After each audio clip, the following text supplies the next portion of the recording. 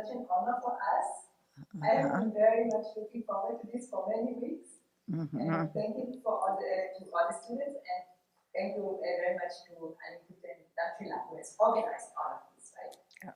So first of all, happy White Wednesday to all of you. Today we honor His Holiness who has been born on a Wednesday. That's why we call it the White Wednesday, and we offer such talks always on a Wednesday. That's why we call it White Wednesday talks.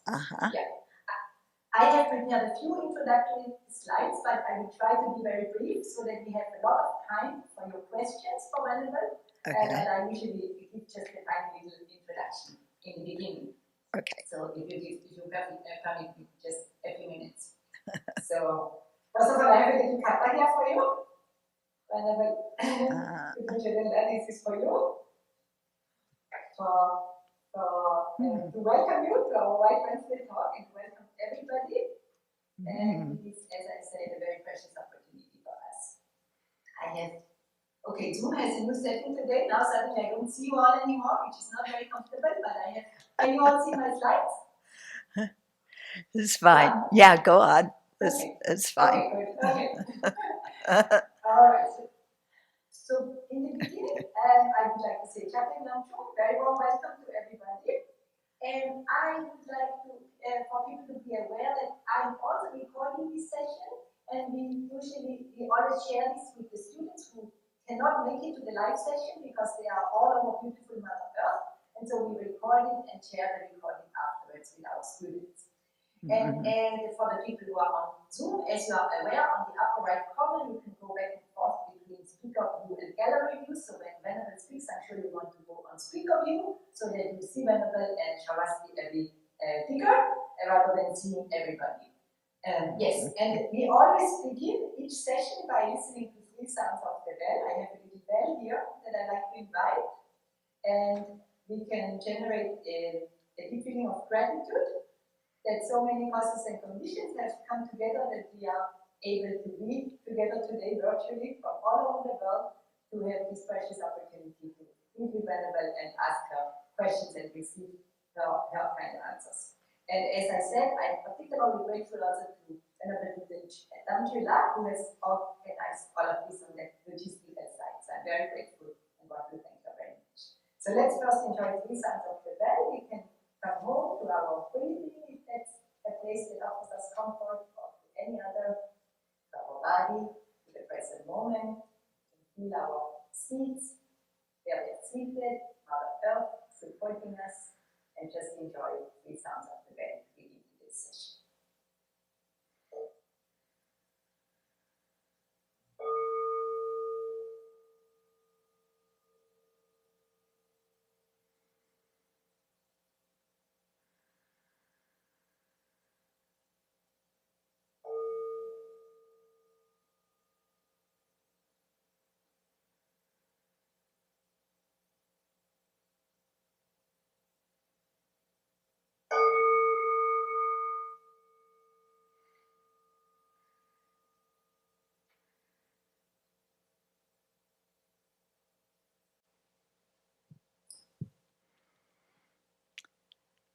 And let's also take a moment to generate our bodhicitta motivation, to make sure that we're approaching our time together with a very broad mind, inclusive of each and every sentient being,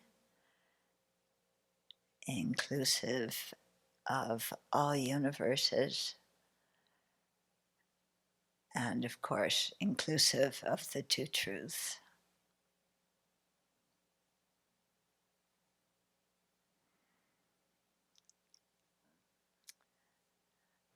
And then another bell.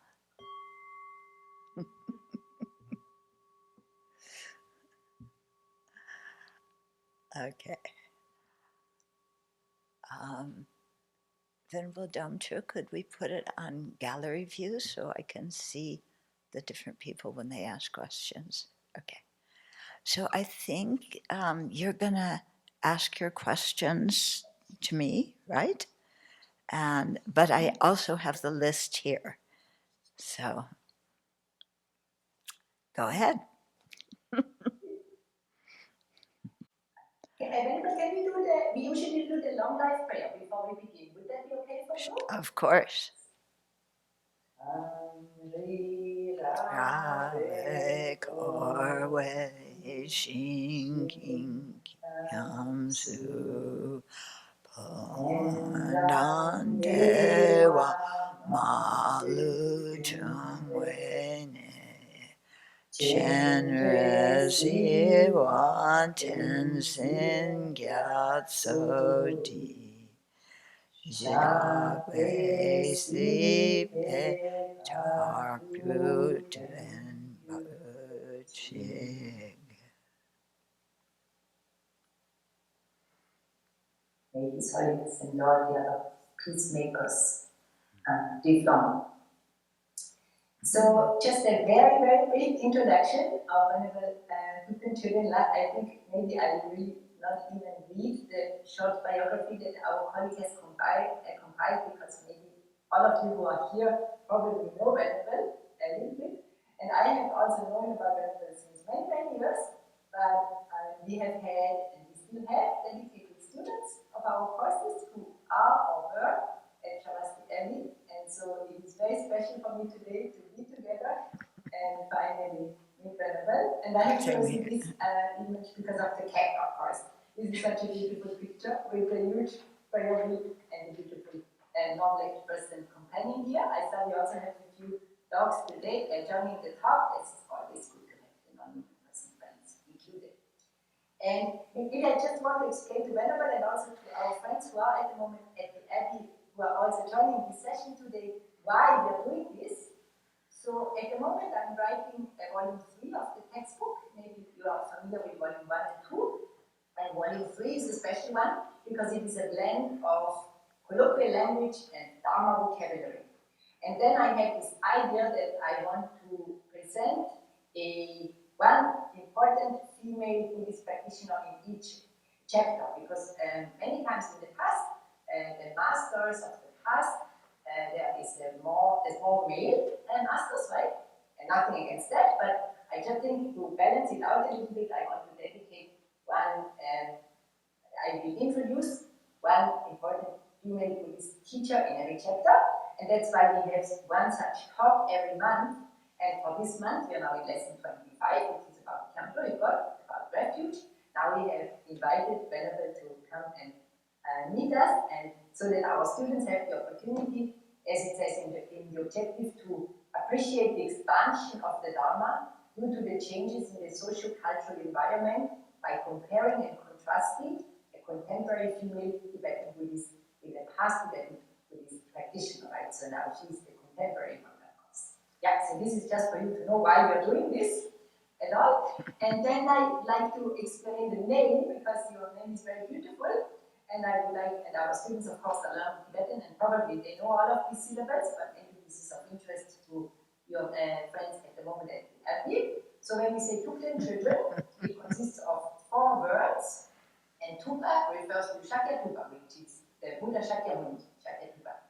And then Ten is the Tempa, which is the teaching of the Buddha, and Chö is the Chö, the Dharma, and then Jön is actually short for Jönme, in some sense, and that's a torch or a light. So maybe you know the lantern, that's a famous text by Krishna. So I just wanted everyone to be aware of what Venerables' name means, and that's why I have put the syllables here. And with this, I really don't want to talk too much because our time is so precious, but I just would like, in case you're not aware, but probably everyone is, that I think we can't talk about Venerable Tibetan Chögyam and not talk about our monastery. Venerable Tibetan Chögyam has founded Sravasti Abbey in the United States, one of the few Tibetan Buddhist monasteries for Western monastics in the United States, and that's very special, and I hope Venerable will talk a bit about it. I'm very curious and excited to learn more. And then I would like everyone also to be very aware that Venerable has written many, many books, and there's actually a series of books that she's writing together with His Holiness, so I would like everyone to also know that. And with this, I will now stop talking. Well, I have actually also a question, but I of course give first an opportunity to students to ask questions. So now I will give it over, and you can start asking your questions. They have, as Venerable said, they have been shared with her, so that's good. And maybe I suggest that if you have written more than one questions on the sheet, maybe you first ask one, and then you let other people ask, and then you go back and ask your second or third question. I don't know who wrote how many questions, but please go ahead. And I think the first question was the one that somebody would like to know about your teacher, Lama Yeshe and Lama Subhadipati. If the person can maybe ask who's have question, that would be wonderful. Thank you all so much. Okay. Hi, Venerable. What an honor to meet you. And my question was if you could share something about your experiences with Lama Yeshe and Sopa. Okay. Okay. Actually, there's quite a bit, so I'll try.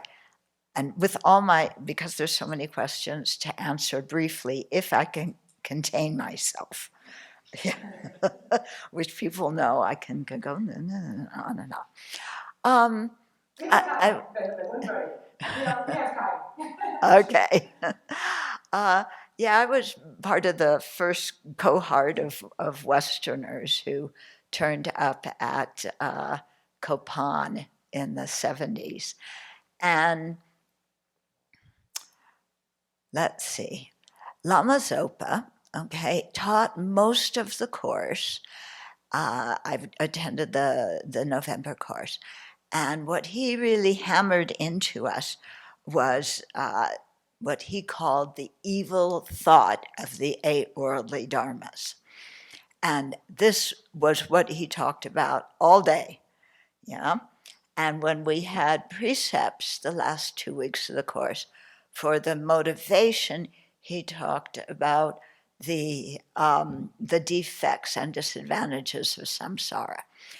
So uh, I've noticed over the years that how what he was teaching and changed, and I think that's in large part because of the audience, because his audience at the beginning was a bunch of hippies who kind of staggered up from Freak Street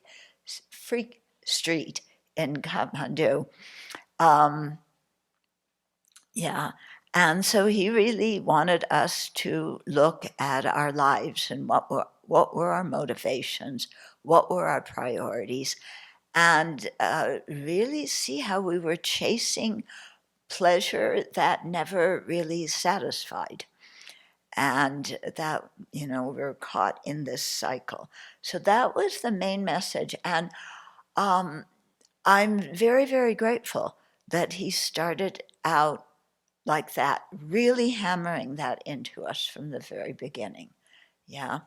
Of course, there was bodhicitta, there was emptiness, everything else. But the main thing, at least that I took away, was the teachings to develop renunciation of samsara, which were very, very precious.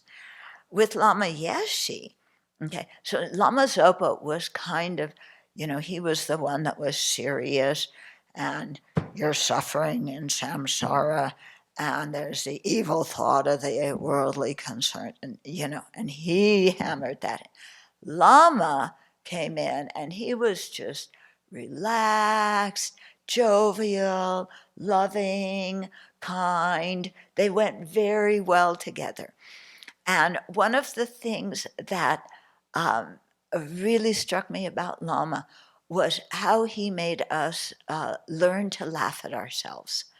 And I think the people who know me know that that kind of has permeated how I pass the Dharma on too.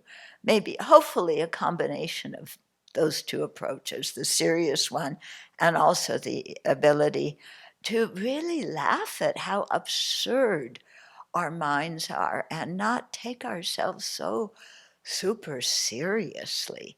Yeah, to take ourselves seriously, but also see the humor in it. Okay, so those were two of the takeaways that really struck with me from these two very, very great lamas. Okay. So, Venerable, can you hear? Yeah, but wave your hand so I can see who's talking. Okay. Okay. So thank you for being here. I hope you have a very long and healthy life so you can continue to spread as you do. So thank you. My question is this. Given all of Venerable's vast and profound knowledge, what is your advice for a householder, a layperson, who is trying to get a better experiential understanding of the tenet system? Is there any specific book or recommended for this topic of identifying the object of negation in the different system? Thank you so much. Okay, now, I don't know what you're going to think about my answer, but if you're a householder and you really, really want to get a better experiential understanding of the tenet system, of the Dharma in general, best way is ordain. Okay, because the monastic lifestyle gives you a lot of time and a lot of freedom to learn. And also, by studying together with a group of people in a monastery, you receive more teachings. Yeah, because it takes the karma of many people for a teacher to teach. And we're not going to get in detailed teachings just by saying, it's me. Yeah, it really needs to be the karma of a group. I think that calls forth teachers to do that. Okay, so that's my answer. If you really want to remain as a layperson, that's fine. Buddhism also needs very good lay practitioners. You're going to face the challenges of time and of supporting yourself and so on.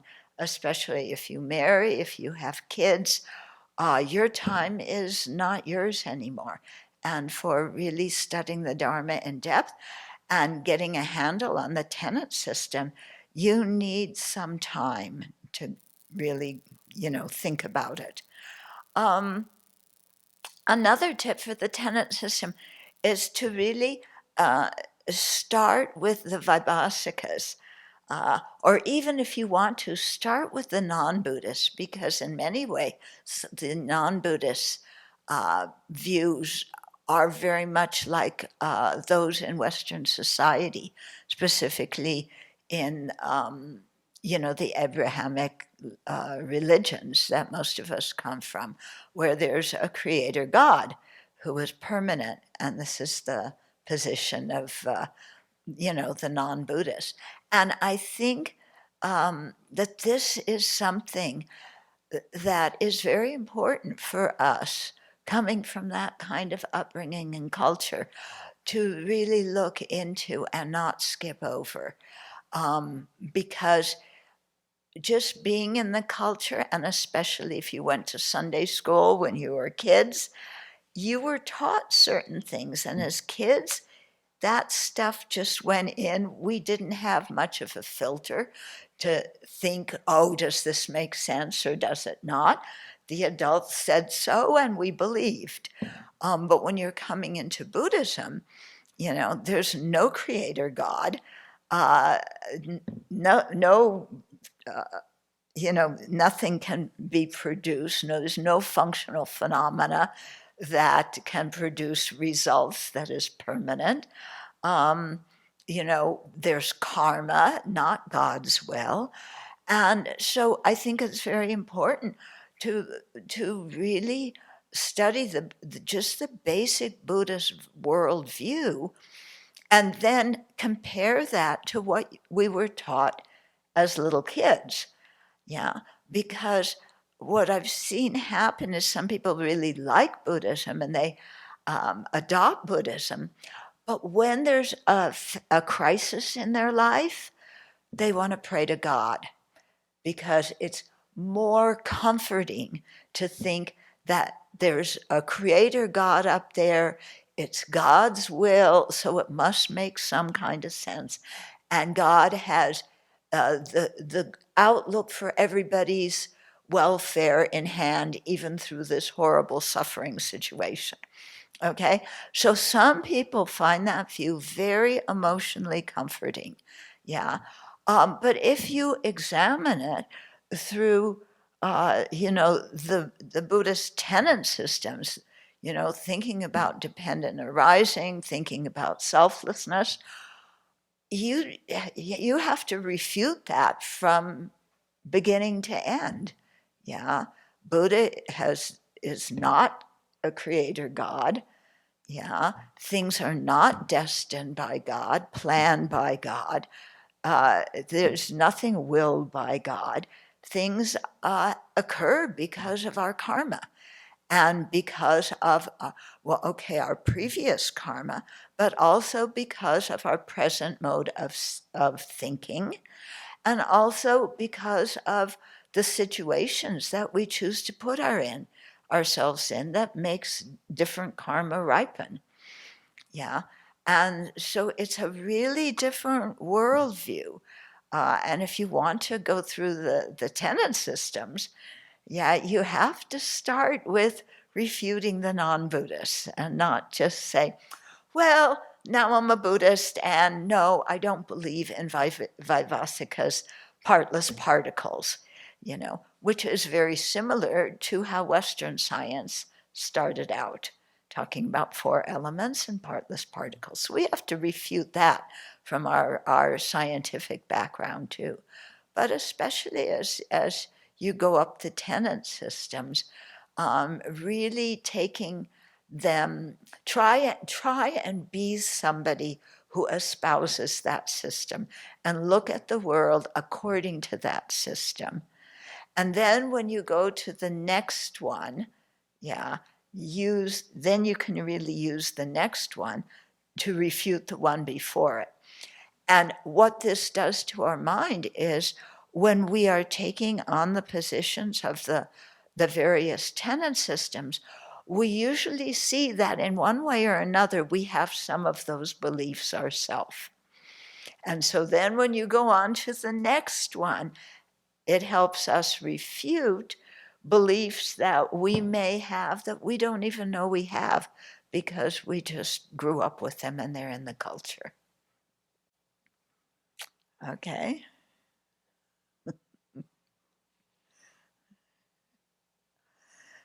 Yeah, go ahead.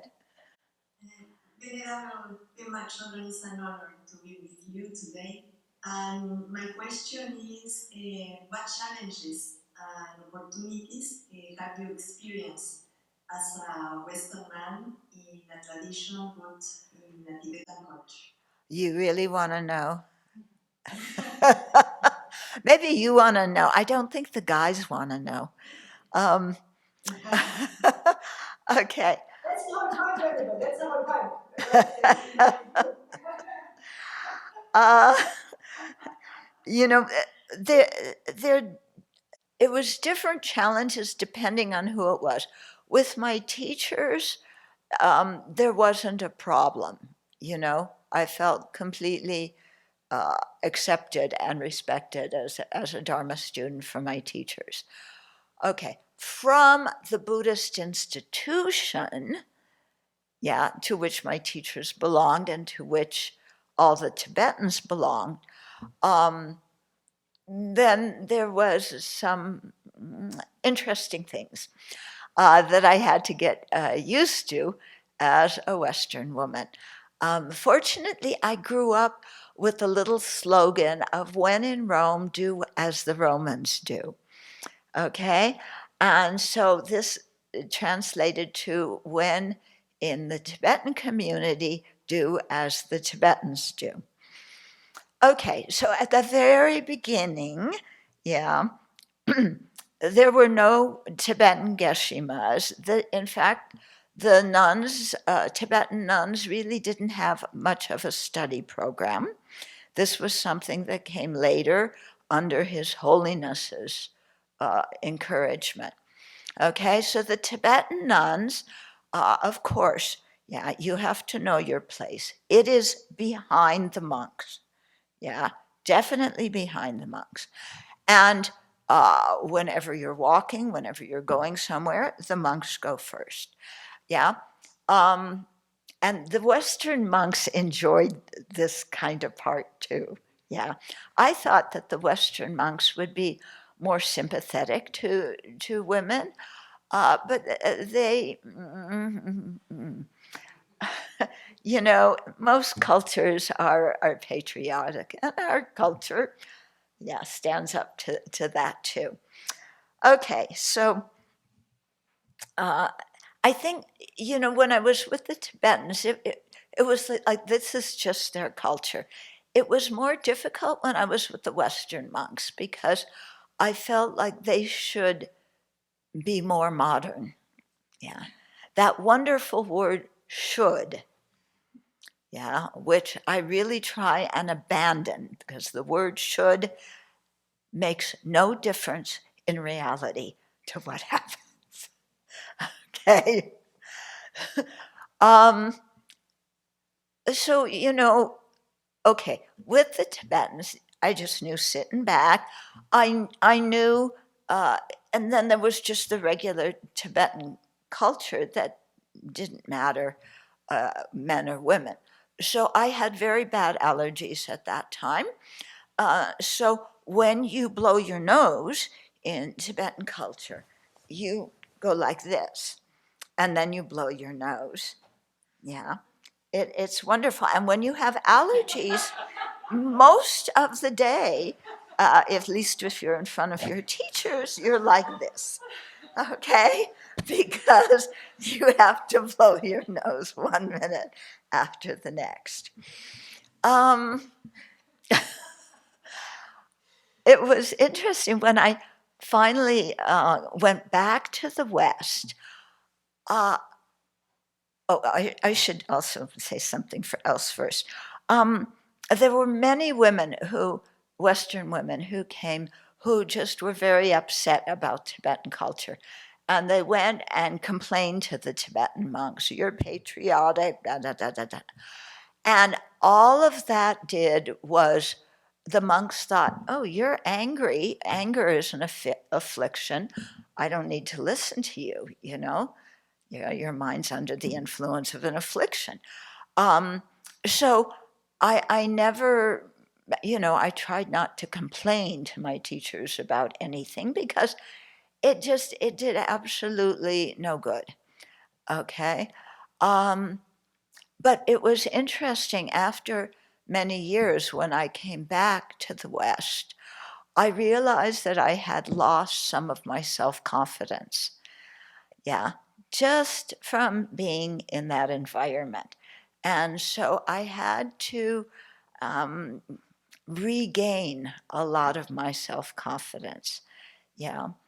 Um, the Western monks played a part in diminishing that too.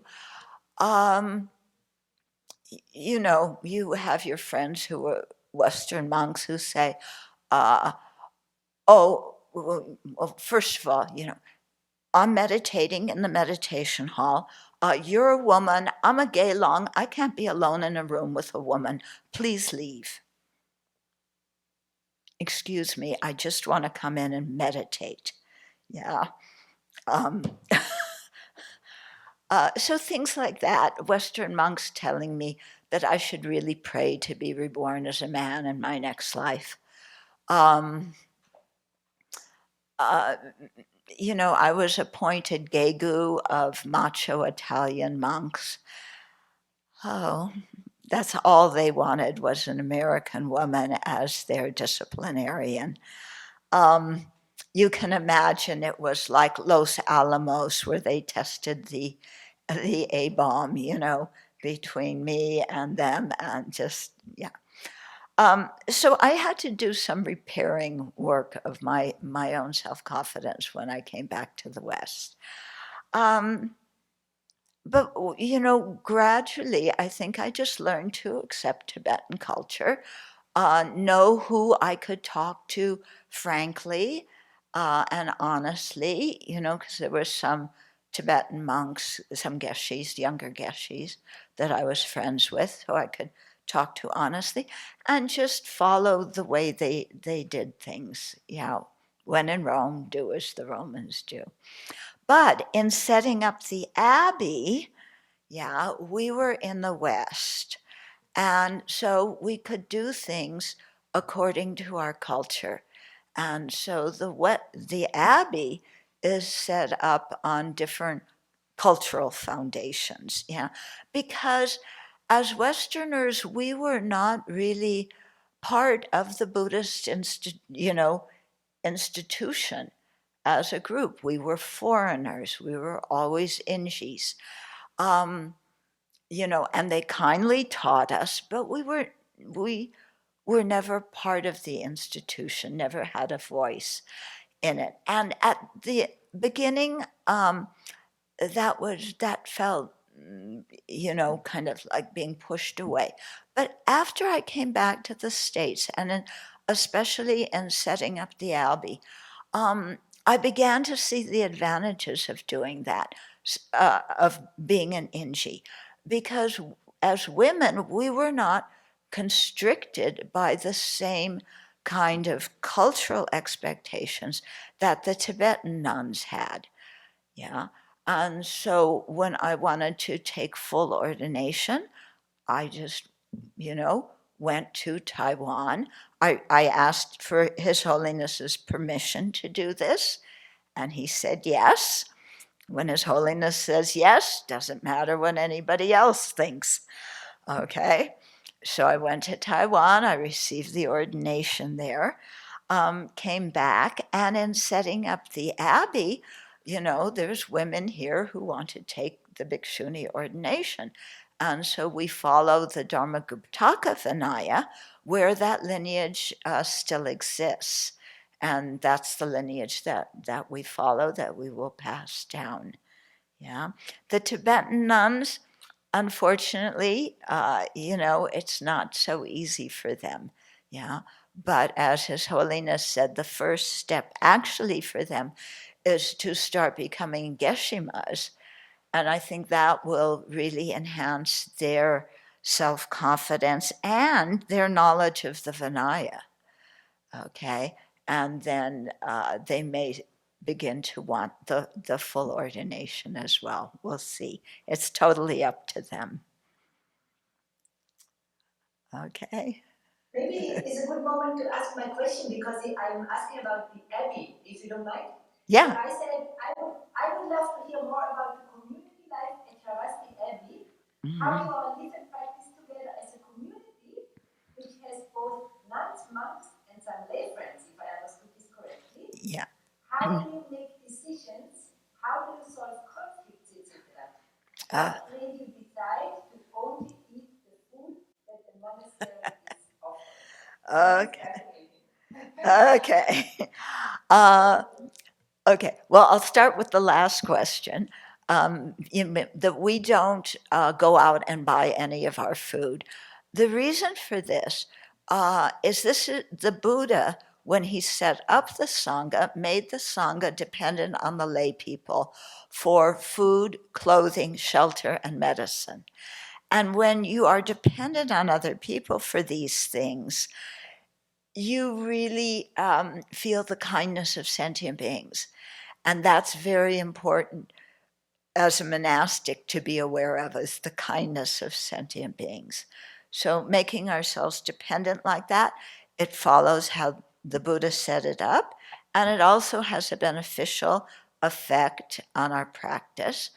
It also helps us moderate our attachment, because you can't just jump in the car and drive to town and get the chips that you're craving, and get the chocolate chip cookies that you're craving, and get the burritos that you want.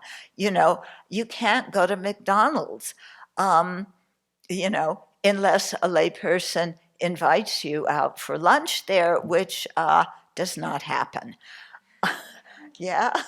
So, so it's really good for your practice to challenge your attachment.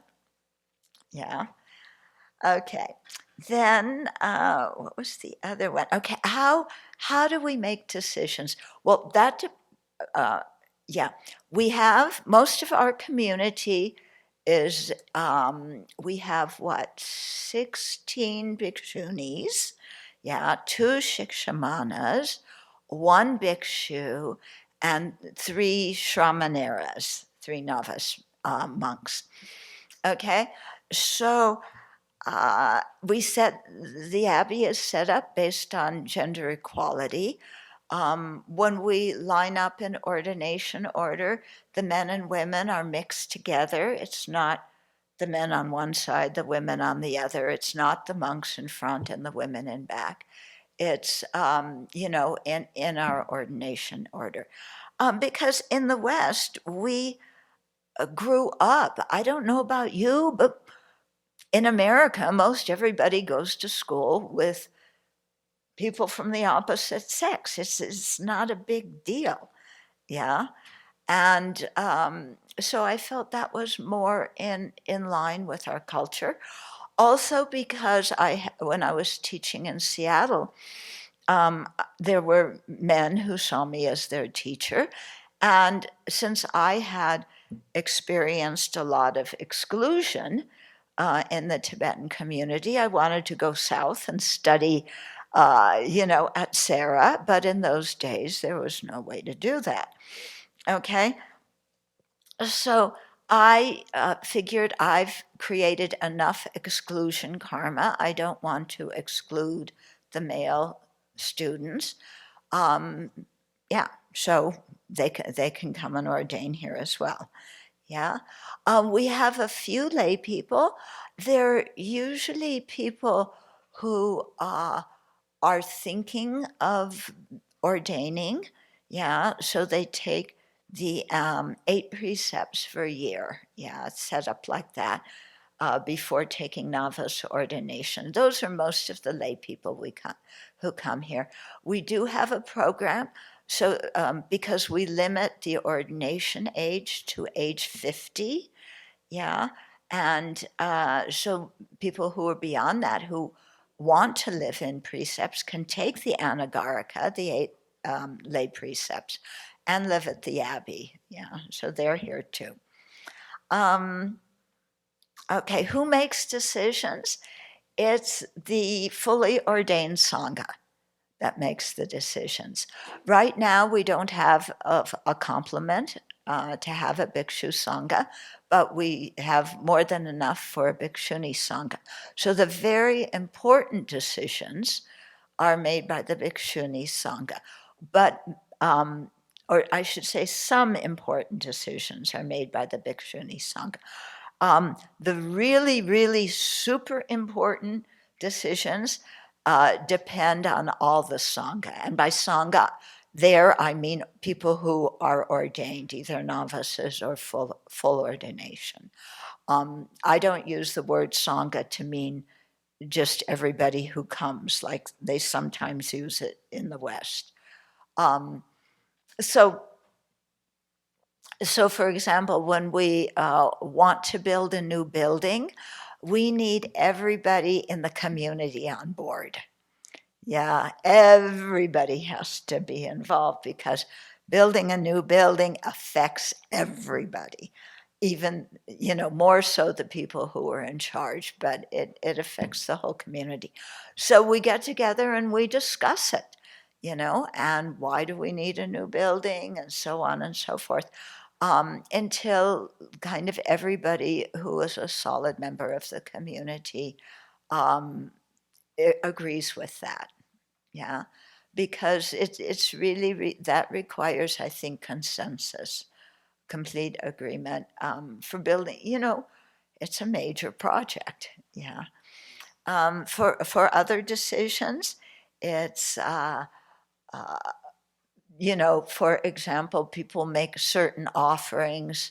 Then the fully ordained Sangha will decide sometimes how those are to be used. If if we have to go back to the donor and ask about their use. Yeah, so that's for the, yeah. But day-to-day decisions, there's a meeting every morning called a stand-up meeting.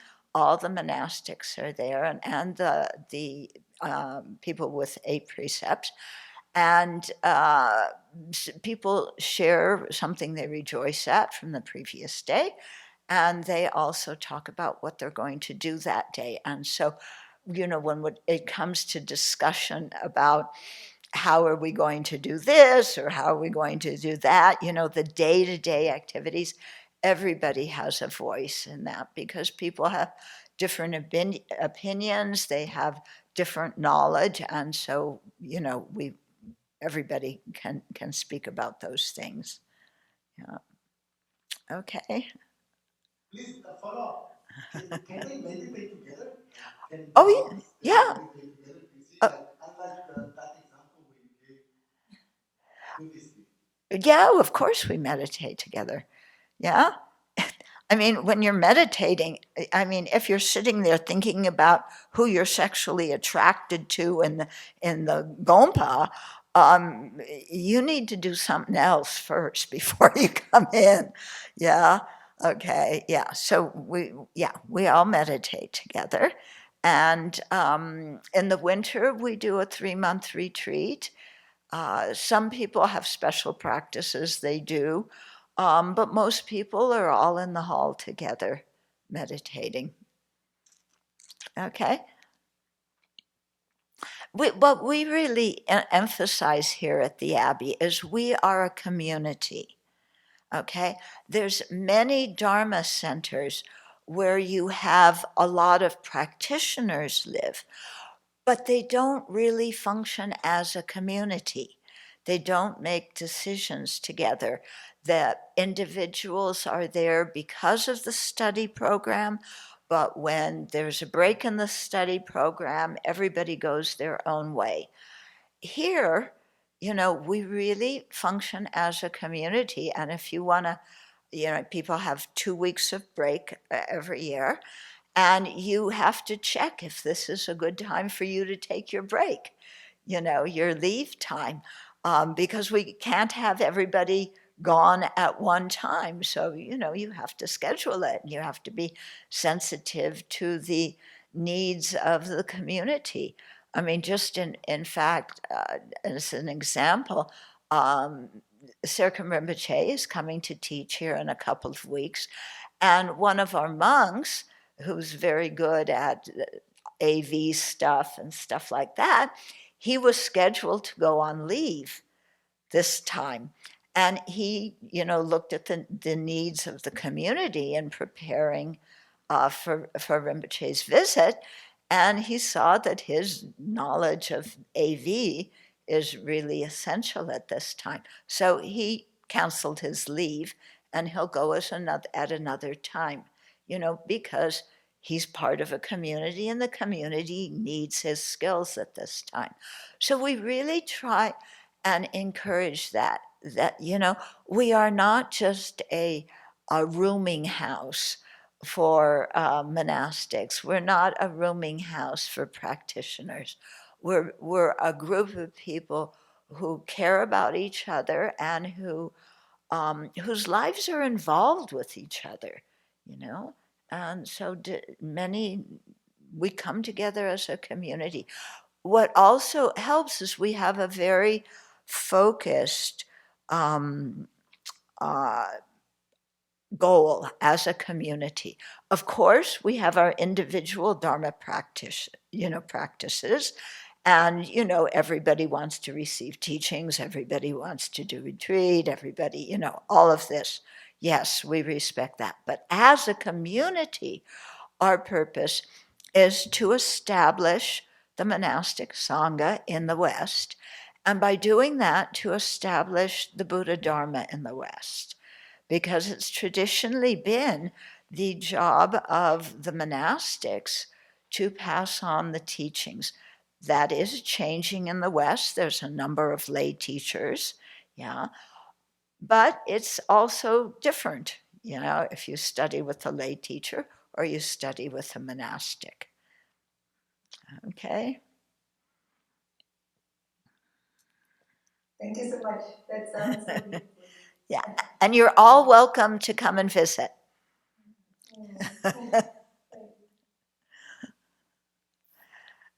Okay. Next question. Okay. Venerable Tutin Charonath, thank you so much for inspiring us. I have to keep myself from not having all these tears. It's very, very wonderful to be in your presence today. Thank you so much. And it's a little hard to pick which question I want to ask to you, but I think I'll pick the one that has to do with our rampant kleshas in this world and get inspired from you. So my question is, for someone dealing with, anger, anxiety, suffering from discrimination, difficult relationships in modern life, etc., all of those problematics, what would be your most practical and hard advice drawn from the Buddhist teachings? How can these practices be integrated into a busy contemporary lifestyle? Okay. I think, okay, so to talk as a Buddhist practitioner who has those kind of attitudes and emotions coming up, I think first step is to realize that your experience in the world depends on your own mind. Okay? Other people, the external situations are the cooperative conditions. Okay? The main experience is, why are you in that situation? That's because of previously created karma. How we deal with each situation depends on how we think now in this life. Okay? So some's coming from the past, some's coming from our perspective, our mental and emotional habits in this life. Yeah, but it's all rooted in our mind. So first thing is we have to own our own stuff and stop blaming other people. That is not as easy as it sounds, because our whole culture is focused on, when I'm upset, it's somebody else's fault. They're not treating me properly. They're taking advantage of me.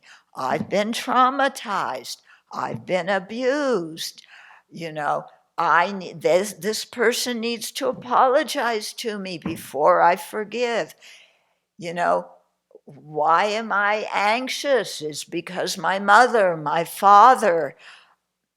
We always blame something external to ourselves. Okay? That may be the cooperative condition that comes this lifetime that makes the karma ripen. But why is somebody criticizing me? Well, have I ever criticized anybody else? Okay, let's just look this lifetime. Well, have I criticized anybody else? At least 3, 4, 5, 10 times a day I criticize somebody.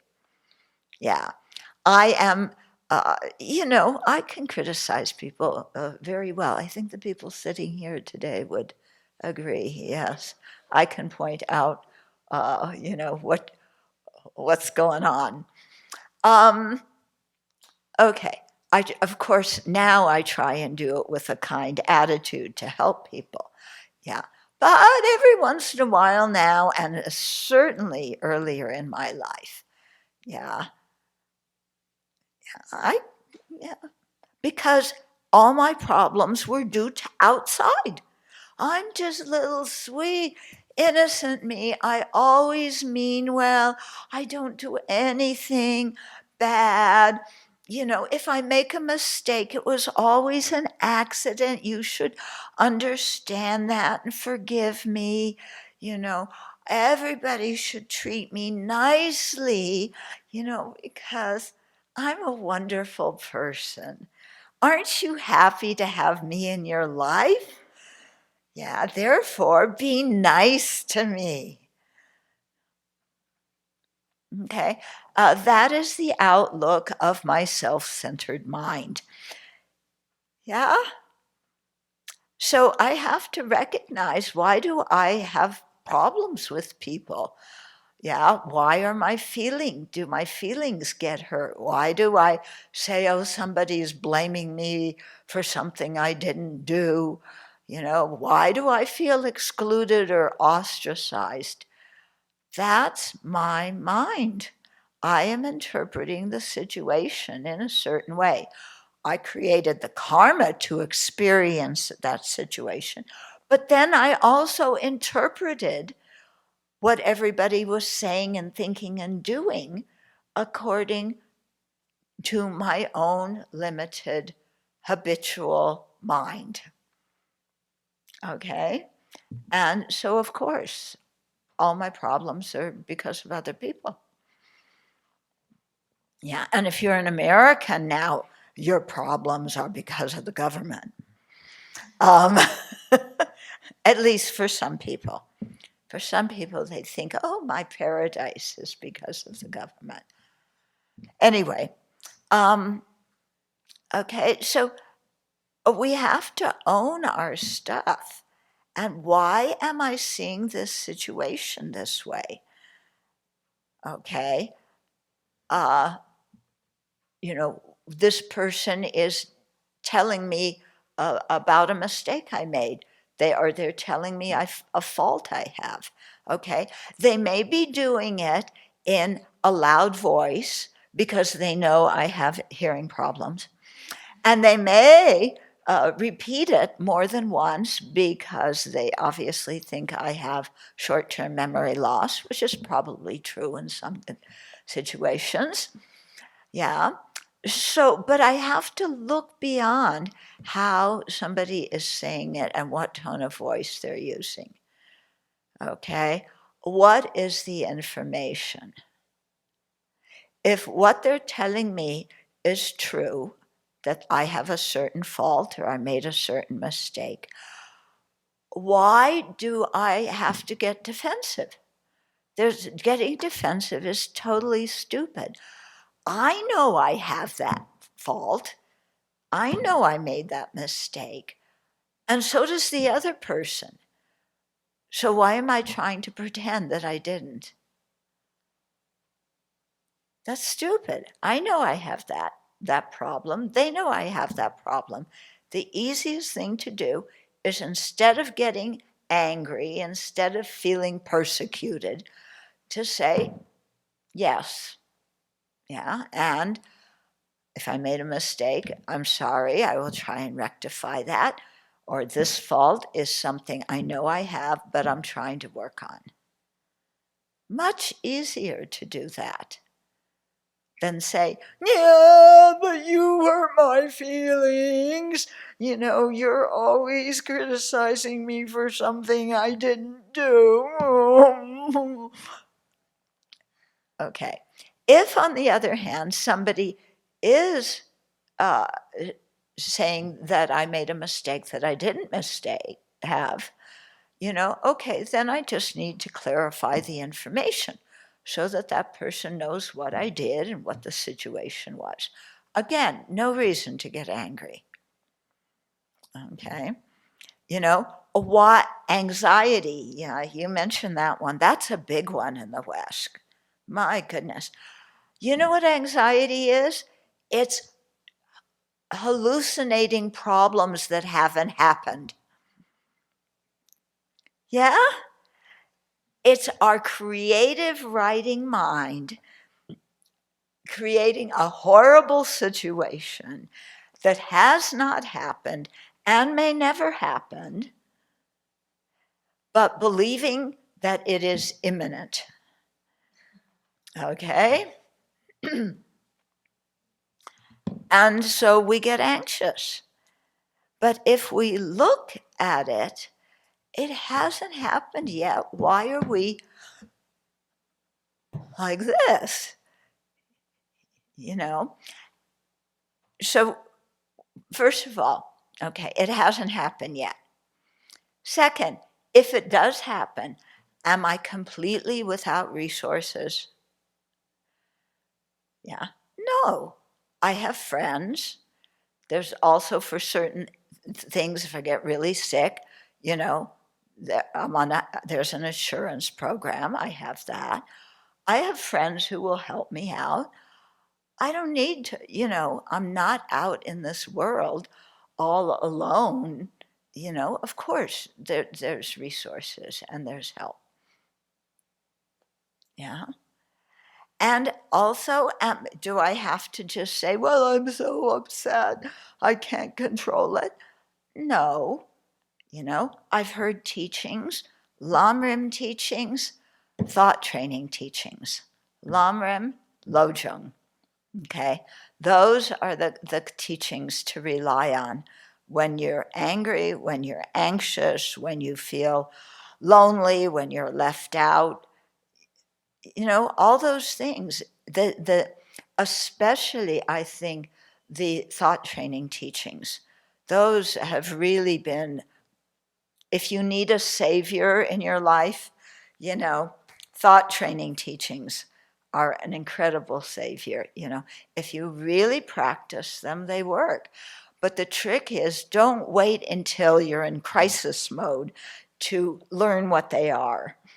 Learn them now. Practice them now in your daily meditation so you get familiar with having a new outlook on different events. And as you change your usual perspective, yeah, then when something does happen, you can, not just fall into your old behavior, your old emotional patterns, but you can easily remember your new perspective. But it takes practice, it takes time, yeah? So, it's something to put our energy into because it really does pay off. Okay. Next. Anyone who has not yet had a chance to ask you a question, maybe?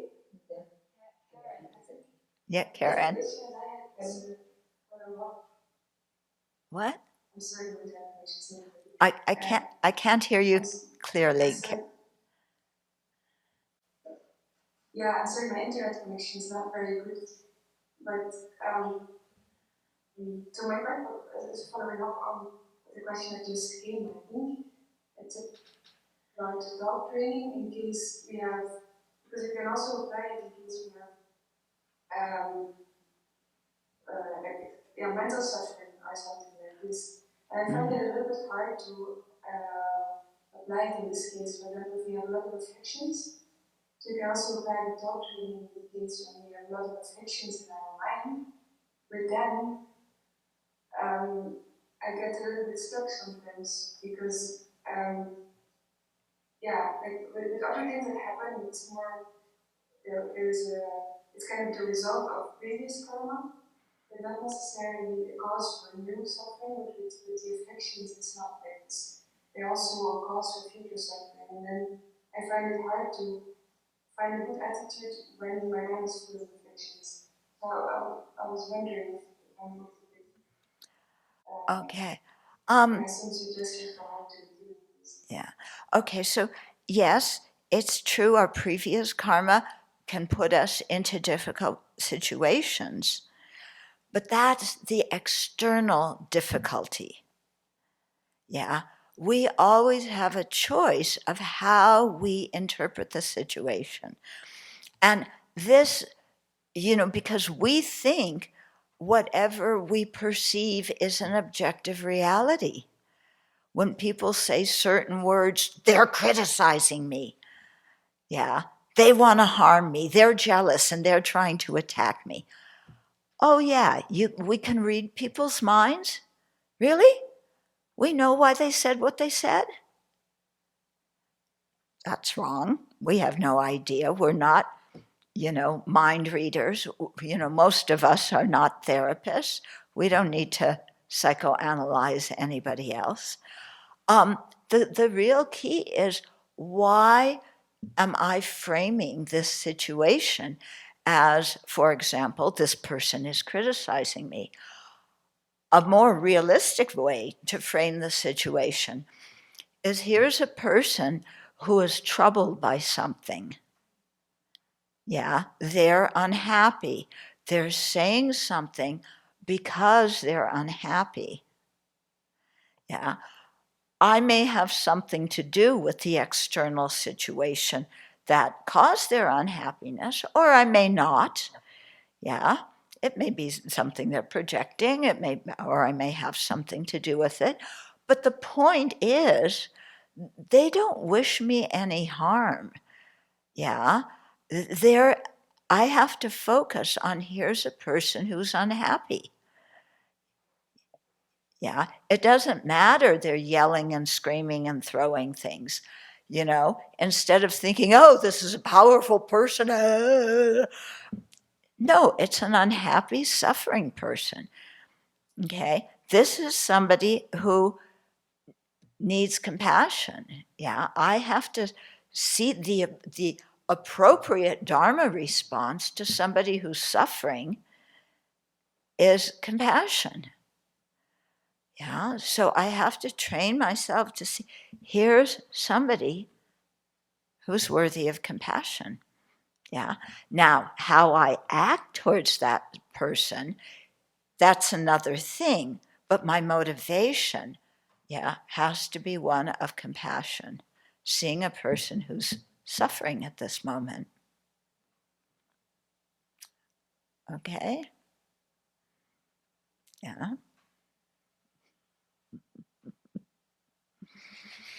But they really hurt me. Something came from them. It is their fault. We have to get over that. As long as we see ourselves as a victim of somebody else's bad behavior, we make ourselves into a victim. Yeah? Now, somebody is going to say, okay, what about in Gaza right now? Aren't those people victims of, a policy of another government that's trying to starve them? Isn't the problem coming from, Israel, that they're starving? But Israel says, isn't the problem coming from Hamas? Because, some food's getting in, but it's not getting the people. It's, as long as you play the blame game, there's no resolution. But if you're hungry, yeah, or if you're poor, or if people haven't treated you, as you would like to be treated, or people are, prejudiced against you or whatever, isn't that involved in our karma, in how we treated other people in the past? Yeah. So we have to own that, and that's why we do purification practice. Yeah. And that's why we do practice to create merit.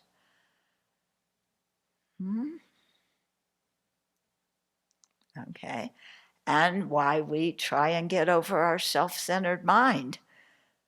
That's always thinking, but me.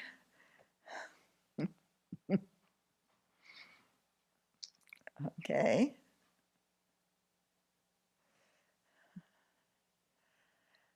Yeah, so my answers may not be what your self-centered mind likes, but it's, how I try and practice according to what His Holiness and all my other teachers taught and what works for me. Okay.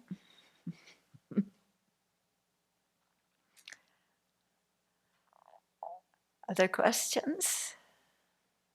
I know people have more questions. And now I think everybody who, or maybe if someone has not yet had a chance and you wrote a question on the sheet, please ask. And otherwise, if you have written two questions, you can ask another one. But maybe let's see. I don't know who wrote which question, right? Yeah. So let's see. Who would like to ask another question? Yeah. Maybe I'll just go through quickly some of the questions since nobody's asking them. As you like. Yeah. It's good for you. Nobody's asking. Okay, so one question here is, what do you suggest when you're stuck in a negative habitual energy that's so strong that being mindful doesn't seem to be a strong enough force to refrain or transform it. Mindfulness, well, it depends if you're talking about Buddhist mindfulness or secular mindfulness. Secular mindfulness is not designed to overcome all of our afflictions and whatever is arising in the mind. Yeah, secular mindfulness is just designed to make you aware of what you're thinking, and hopefully feeling and saying and doing. Yeah. But Buddhist mindfulness is also together with wisdom. And that kind of mindfulness, for example, in the practice of the four establishments of mindfulness, yeah, there you're mindful, and your mindfulness is done with analysis, it's done with wisdom, and so that you can really use as an antidote to what you're talking about, these habitual negative patterns that we have. To see the faults of the pattern, to see, exactly what I was saying before, transforming something according to Lamrim or Lodrung teachings. Yeah, you can't, I don't know, maybe some people can just sit there and watch their emotion arise and leave. You can do that in the moment, but that's not going to really go deep enough to change that habit pattern. You need to apply an antidote, I think, to change the pattern. Okay. Being the abbess of the Abbey, how do you know if someone is ready or not ready for ordination? Well, I do a Western mow. I flip a coin. That's the Western way of doing mows. Um, uh, it's, it's up, that person has to feel ready, okay? And then we have this booklet of preparing for ordination, and we ask people that there's a series of, reflections from people who are ordained or not yet ordained in the booklet. And then there's also a series of questions. And so we ask people to go through that and write out their responses. Think about these different issues. Because having what I call ordination fever doesn't work. Ordination fever is, I want to ordain right away. I'm so impassioned. I'm in love with the Dharma. I've met this teacher 1 week ago, but they're my root guru, and I want to get ordained now, tomorrow. Yeah. Okay, chill out. Okay. That's ordination fever. So there's a number of things, especially as a Westerner, you have to think about before you ordain. What Buddhist tradition are you following? Yeah, who is your principal teacher? Who are other teachers that you rely on? It's not just putting on robes and being your own teacher and playing hopscotch from one teacher to another, one Buddhist tradition to another, that doesn't get you anywhere. As Westerners, with the exception of the Abbey, where we don't charge for monastics, this is everybody's home, you have to have some finances because the Tibetans, they're not in a position to support the Western Sangha. And in the West, the lay people are just learning about the dependent relationship between the Sangha. Yeah. So you have to, take that into consideration. Yeah. And you have to settle, if you're you have to talk to your parents. If you're in a relationship, you have to break up. Very clean, clear break up. Not, yes, we're going to break up, but we continue being together. No. So there's a lot of practical things to get in order. And in the process of getting the practical things in order, you are learning about how to develop a monastic mind. Yeah, how to be a responsible person. Yeah, and yeah, and so I think getting all those cooperative conditions are really important, and then also knowing where you're going to live. In my generation of people, yeah, okay, we stayed at Kopan for a few months, then the Nepali government kicked us out. We went to India, we stayed there for a few months, then they kicked us out. I think the visa situation is a little bit different now, quite fortunately. No? Uh, but so to know where you're going to live, and I think it's incredibly important to be part of a community. Yeah, because if you ordain, you need to be trained. You don't ordain and now the next day all your problems are gone. You know how to cooperate with everybody and everybody loves you now. It's not like that, okay? You need to be trained. You need to learn the Vinaya. You need to learn what to abandon and what to practice. When you live in a community, all your buttons get pushed. Yeah, everything that you don't you want to think. Everything you think that people don't know about you, actually they do, and your buttons get pushed, and you have to, learn to be responsible for your own buttons.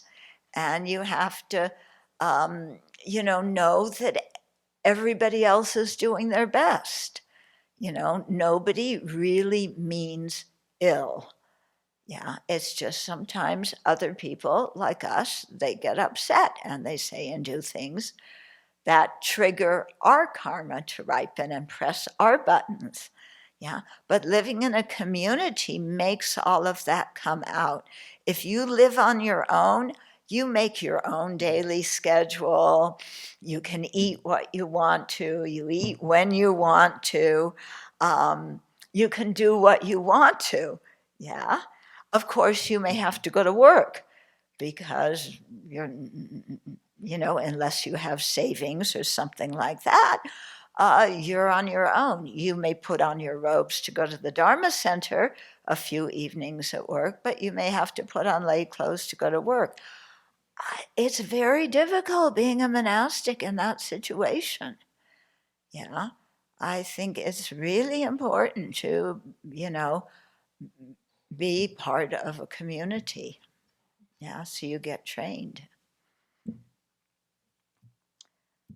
Tell about my interfaith meetings. What was the most beautiful and profound lesson that I've learned from them?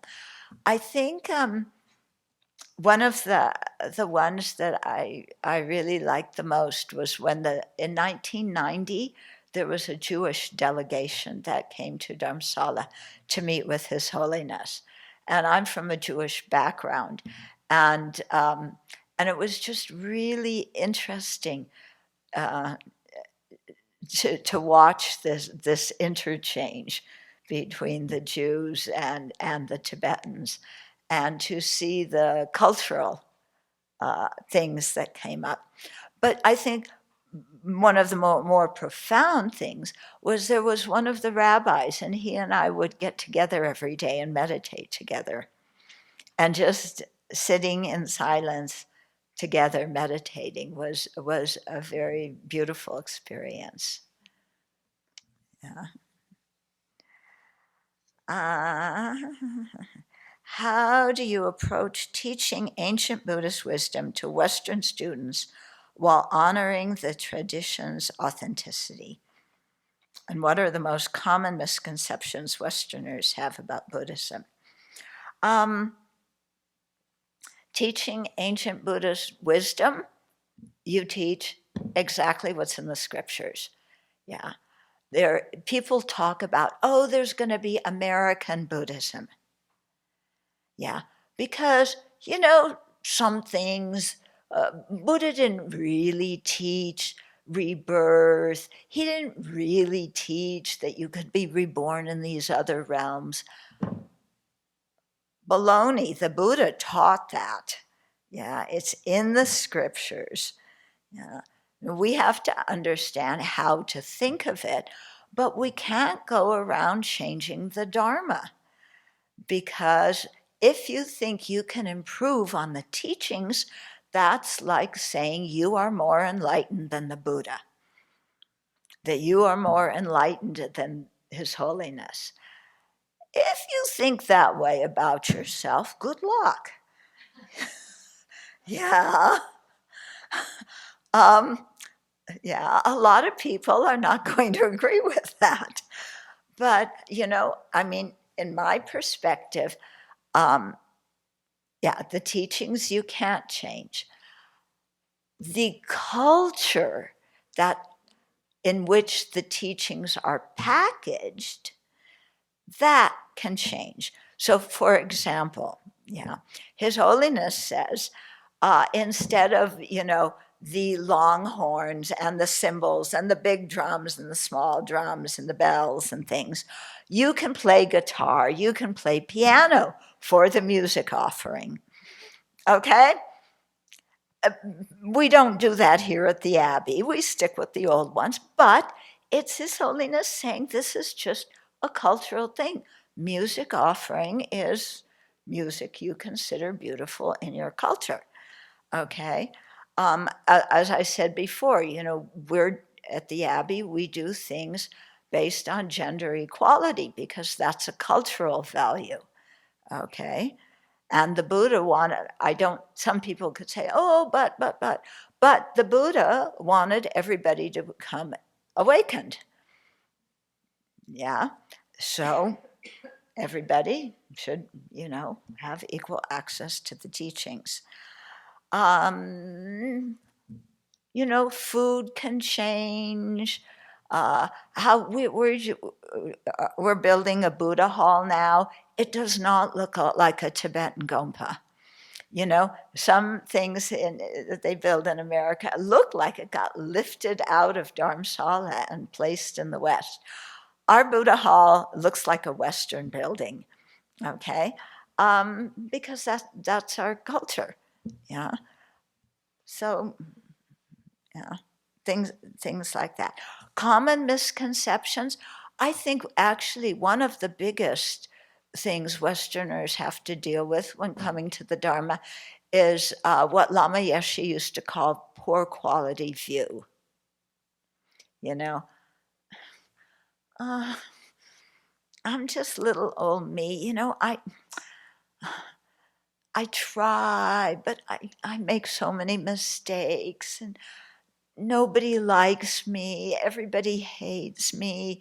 I'm never given a proper chance because something's wrong with me. I can't perform in society like I'm supposed to. Okay, poor quality view. Something's wrong with me. Yeah. This came up in one of the meetings early on, maybe in 89 or 90, of His Holiness with some of the scientists.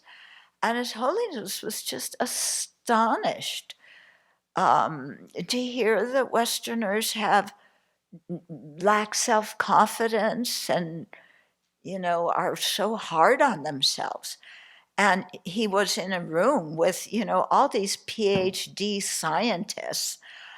And he said, who has this problem? And His Holiness looked around and everybody said, I do. And His Holiness was shocked. He said, "You're successful in your life. Why do you not like yourself?" Yeah. And we went into a big brainstorming session after that. I think one of the first things that came out was Judaic Christian culture. You know, especially in certain religions, you are born with sin. So you are born as defective goods to start with. Yeah. Yeah. And you continue to sin. You have to confess. You have to rely on somebody outside as your savior, because you can never do anything right. Yeah. And Buddhism does not have that attitude.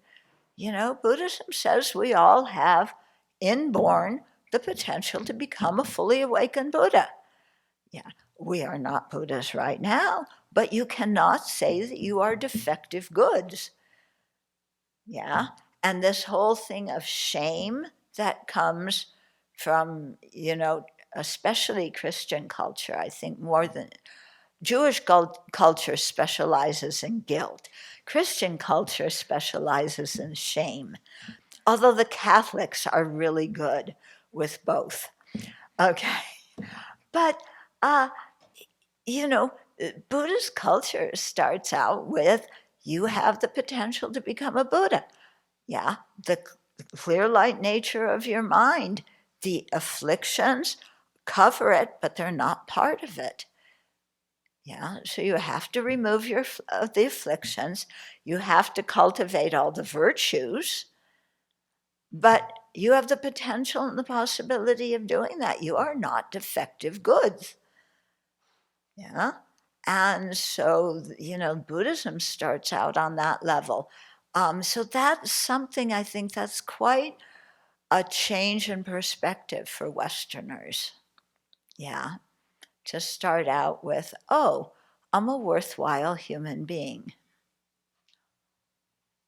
Yeah, well, why, you know, yeah, of course, everybody is worthwhile. Yeah. Even the grasshoppers. Yeah. Why? Our enlightenment depends on every single sentient being, no matter what life form they're in. Everybody wants to live. Nobody wants to die. Everybody wants happiness. Nobody wants to suffer. Everybody has the possibility to become a Buddha. Yeah. Of course, the bugs can't do that in their present form, but the continuum of that mind stream has that potential. So, of course, we as human beings do. Okay, I just looked at the clock. I think we better stop, huh? Do you want to choose the last one, Honorable? Do you want to choose the last one? It sounds okay. What? As you like. Or What? would you like to do a last one? No, go ahead. No, I'm asking, would you like to do that? I know there's more questions, but would you like to close or would you like to do one last one? I'm sorry, I can't. Would I like to? Would you like to do another question? She's asking if you would like to have the last question. Okay. Last question. I know there's more questions on the sheet, so I was just wondering. Maybe one last one. Yeah? And you can choose, is what she said. Oh.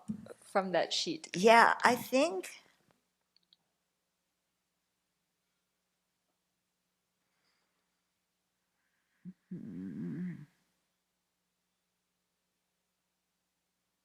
So here's somebody who's saying, it's more difficult when my mind is afflicted, because unlike physical pain, it's not just the effect of previous karma. Your mind being afflicted now has to do somewhat with your previous karma, especially, because one of the karmic results is the tendency to do that negative action again. Okay, so it's not just ripening in what your rebirth is, what you experience in that rebirth, your environment. It's also ripening in what the habitual pattern to do that action again. Yeah, so your karma does have something to do with it. Some people find physical pain more difficult to handle. Some people mental pain. Yeah. In the West, usually when I ask which one people have had more of physical or mental pain, it's mental pain. Yeah. But mental pain, like I've said the last hour and a half, yeah, there's antidotes, and you have to diligently train your mind in those antidotes. Yeah, and then you learn to deal with those things. Okay, and you also learn. I mean, why renunciation, the determination to be free. It's not just to be free of physical, having this body and what happens to this body, but also all the mental pain. Yeah. So there's a reason when we are generate renunciation, we're not renouncing happiness, we're renouncing physical and mental pain. What we're practicing is the Dharma, which will bring us the happiness that we want. Okay?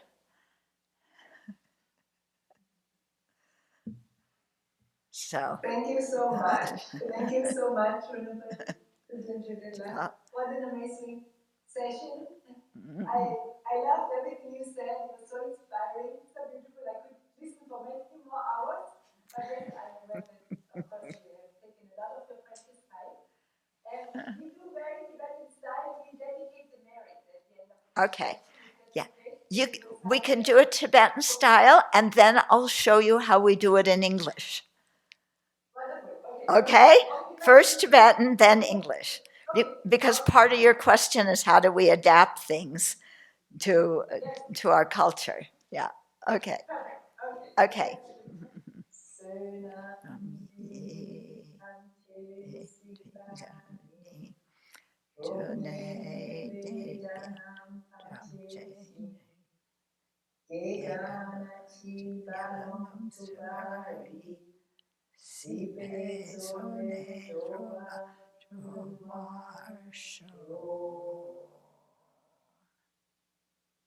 That's it? Okay. Yes, that's it. Okay.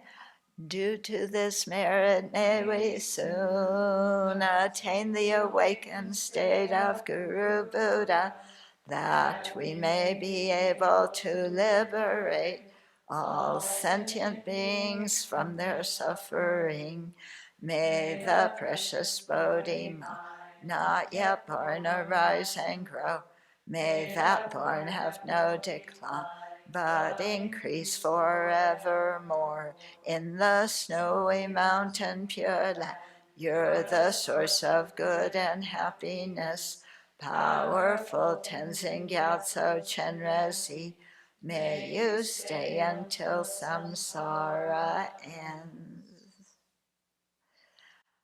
So I want to thank all of you for the invitation to speak. Francesca, I've heard marvelous things about your ability to teach Tibetan language, colloquial and classic.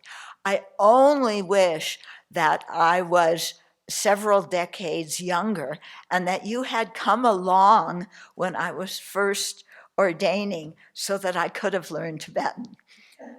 But at least we're friends now. But thank you so much for everything you're doing for the Dharma. And your language students are very fortunate to have you there. Thank you so much. Okay. I'm the fortunate one. We enjoyed very much. We have a lot of fun. Our students are wonderful. So it's all my pleasure. Okay, yeah. Good. Thank you so much. Thank you. Okay. And now I need to conclude with this into three sounds of the bell because that's I belong to the tradition of Venerable Thich Nhat Hanh. And us, the bell is the most important part. Okay. So let's listen to the sounds of the bell to conclude today's session. Okay. I would like to thank you again so much. I Oh, love your humor, I have to say. I really find it so funny. And just everything has been so insightful, so beautiful, and nourishing and inspiring for us. So thank you so much. Thank you for having us. It's been such an honor, such a pleasure. Thank you.